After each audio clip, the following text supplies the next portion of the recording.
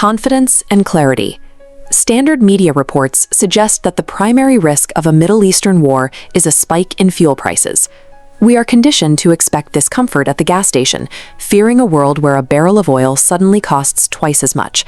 But focusing on gasoline misses the actual threat. A conflict escalating with Iran targets the global supply of microchips and food, potentially triggering a technology blackout and widespread shortages within months. Every ship leaving the Persian Gulf funnels through the Strait of Hormuz, a 21-kilometer corridor. Defending this, Iran has prepared for a decapitation strike by dividing its military into 31 autonomous commands. These independent units mean their defense cannot be neutralized by a single strike. This decentralization allows Iran to pivot quickly to its most effective retaliatory move, leveraging its position to completely blockade all traffic through the strait. Closing this 21-kilometer gap severs the supply chains of two invisible commodities that prevent the collapse of modern civilization. Modern microchips and CPUs cannot be manufactured without helium. Without it, the production of the smartphone in your pocket or the servers running your bank comes to a halt. This element is captured as a byproduct during natural gas extraction, meaning its supply is tied directly to the output of gas fields. 30% of the world's helium supply comes from a single massive gas field shared between Saudi Arabia and Iran. Helium is also impossible to stockpile long-term. Its atomic structure is so small that it will physically leak through solid containers, meaning the global tech industry relies on a constant real-time flow. This flow is currently concentrated in the Gulf.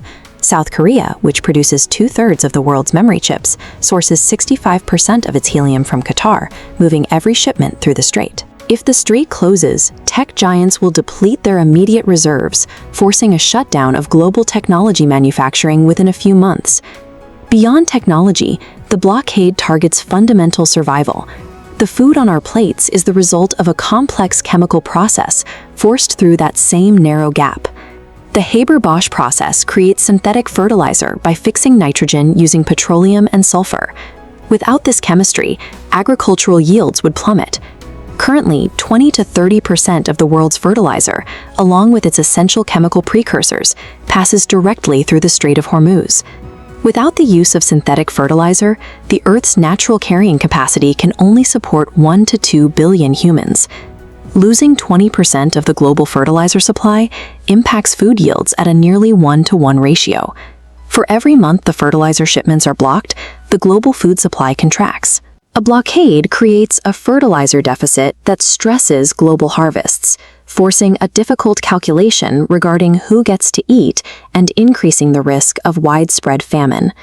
To understand the gravity of this, we have to recognize that the global economy is essentially an energy processing system. Over the last 40 years, gross world product and energy consumption moved in perfect lockstep. When energy rises, GDP rises. When it falls, the economy shrinks. A 10% drop in energy passing through the strait would lead to a sustained contraction in global output.